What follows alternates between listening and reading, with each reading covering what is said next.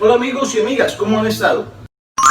Mi nombre es Edwin Julián Sáenz Casadiego, de la Comunidad de Oración del Señor de los Milagros. En el día de hoy vamos a trabajar el texto de la mujer adúltera, San Juan capítulo 8 versículos 1 al 11. Si no te has suscrito, te invito a que lo hagas. Estaremos analizando el texto desde un ámbito histórico, social y personal espiritual. Así que quédate en el video y empecemos.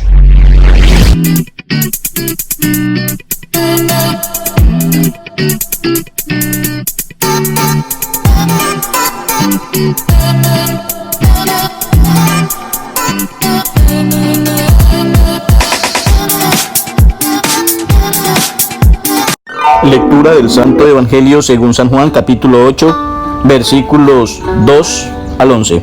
Mas Jesús se retiró al monte de los olivos, pero de madrugada se presentó otra vez en el templo, y toda la gente acudía a él. Entonces se sentó y se puso a enseñarles. Los escribas y fariseos le llevaron una mujer sorprendida en adulterio, la pusieron en medio y le dijeron: Maestro, esta mujer ha sido sorprendida en flagrante adulterio. Moisés nos mandó en la ley apedrear a estas mujeres. ¿Tú qué dices? Esto lo decían para tentarle, para tener de qué acusarle. Pero Jesús se inclinó y se puso a escribir con el dedo en la tierra. Pero al insistir ellos en su pregunta, se incorporó y les dijo: Aquel de vosotros que esté sin pecado, que le arroje la primera piedra. E inclinándose de nuevo, siguió escribiendo en la tierra. Ellos, al oír estas palabras, se fueron retirando uno tras otro, comenzando por los más viejos. Jesús se quedó solo con la mujer, que seguía en medio. Jesús se incorporó y le preguntó: Mujer, ¿dónde están? ¿Nadie te ha condenado? Ella respondió: Nadie, Señor. Jesús replicó: Tampoco yo te condeno, vete, y no vuelvas a pecar. Palabra del Señor. En este texto nosotros encontramos cómo la mujer que va a ser apedreada estaba siendo encontrada en adulterio, y estas raíces las encontramos en el mismo libro del Levítico capítulo 20 y siguientes.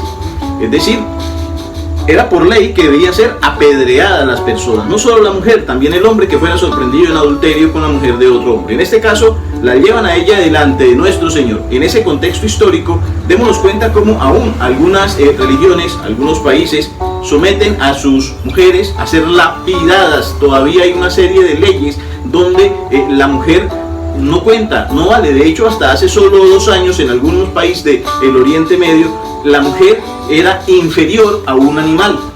Y estaban muy contentas porque hace 2 años precisamente les dieron el estatus casi que como un animalito, o sea, los mismos derechos que un animal. De tal manera que podemos darnos cuenta del contexto machista, por utilizar una expresión de ese entonces. Segundo contexto, y es el contexto social. Está muy relacionado con el histórico. Ese contexto social en el que sucede esto es un contexto patriarcal. Eran puros hombres los que estaban llevando a una mujer a ser lapidada.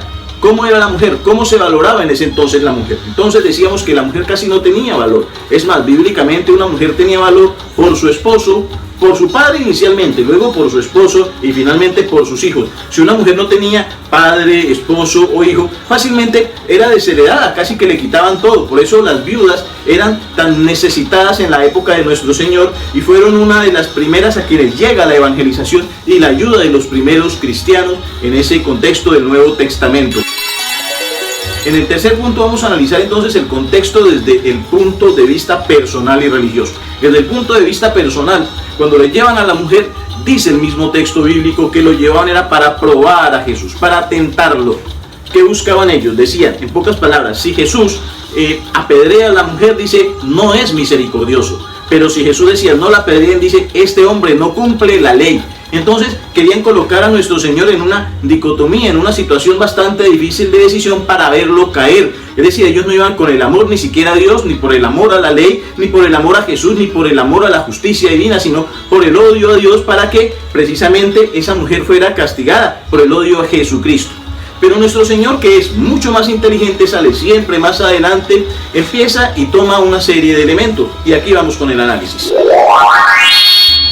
Cuando lo llevan a nuestro Señor, aquella mujer, Él empieza a escribir en el suelo antes diciéndole: el que esté libre de pecado que tire la primera piedra. Y es allí cuando empieza con su dedo a escribir.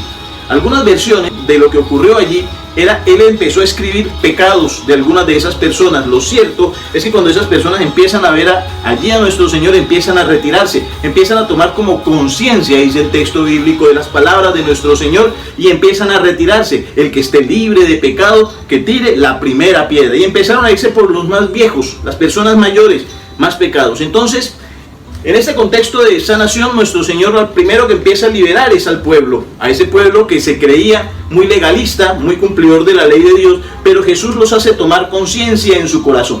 Cuando estamos frente a Jesús, tomamos conciencia de nuestra vida, de nuestros propios pecados, y entonces es allí donde ese pueblo judío deja de juzgar y se va, se mira a sí mismo y no tiene ya entonces el precepto de juzgar al otro, sino mirarse a sí mismo y encontrarse con ese Dios que también se encuentra en mi propia conciencia. Un segundo punto que también podemos encontrar allí tiene que ver con la mujer, a esa mujer a la que iban a apedrear. La dama, una joven tal vez, iba a morir, era lo que ellos buscaban, pero Jesús la sana, y no solo la sana de la salvación de la que le van a apedrear, sino de sus pecados. Le dice: tus pecados te son perdonados. En ese sentido, nuestro encuentro con Jesús tiene que ser para el perdón de mis pecados, ese encuentro personal. Es decir, mi búsqueda de Jesús no debe ser solamente para favores personales, sino también para que me sane mis heridas, mis pecados, mis faltas. Y Jesús lo hace, pero bajo esta condición, y le dice: mira, mujer, nadie te ha condenado. Vete y no vuelvas a pecar. Vete y no vuelvas a pecar. Ese es el mandamiento que nos hace el Señor a nosotros en este texto, en esta jornada, y es no volver a pecar. Al encuentro con Jesús, al encuentro con ese sacerdote que es capaz de perdonarnos en el nombre de Jesús, porque Él así lo dejó determinado, nosotros podemos ser perdonados, y el llamado de Jesús es: no vuelvas a pecar. Es decir, es la invitación a seguir el Evangelio, a seguir a Jesucristo, a seguir su caminar, a seguir su iglesia, y en esa toma de conciencia personal que ya había logrado con los judíos.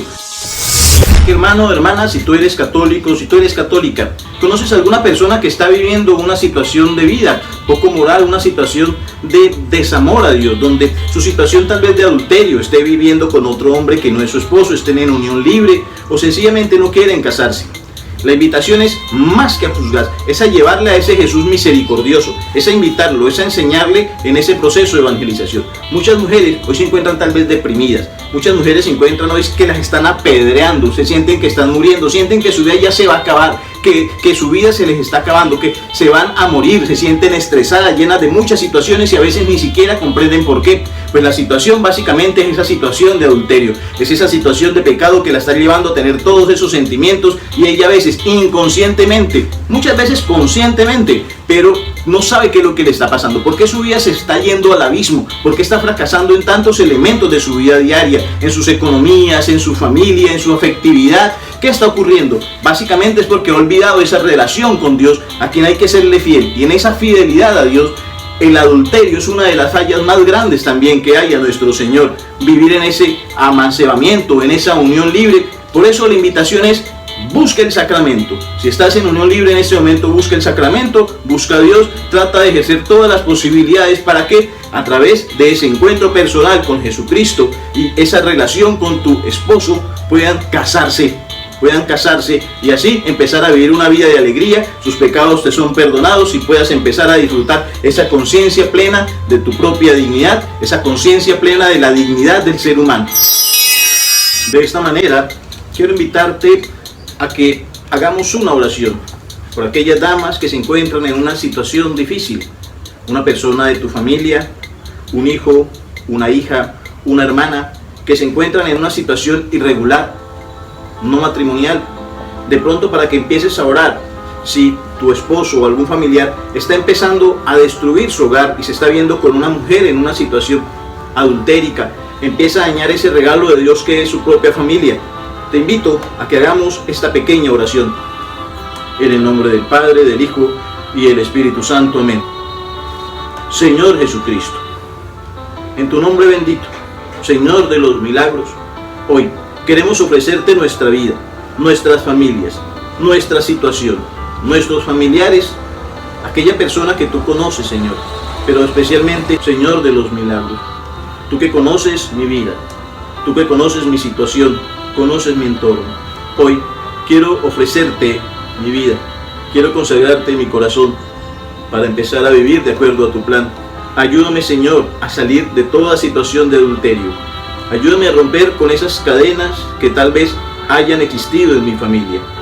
Hoy en tu nombre bendito, Señor, por mi bautismo, Señor, quiero romper esas ataduras que estén destruyendo mi hogar, que estén destruyendo mi familia.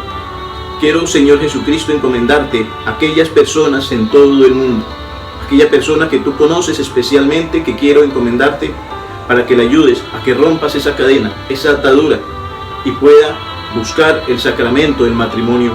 Aquella persona que por una situación u otra está engañada por el espíritu del mal y está viviendo con una persona que está destruyendo esos lazos matrimoniales, por aquella persona cuyo espíritu se está dejando llevar por la lujuria, para que sea tu Espíritu Santo quien la ilumine, la ayude, lo ayude y empiece a cambiar de vida. Aquella persona que unido al licor, aquella dama que unida a los tragos, a sus malas amistades, está enredándose con demasiados hombres, domingo tras domingo, fin de semana tras fin de semana, Señor, para que la ayudes, la sanes, la ayudes a encontrar una vida digna de ti.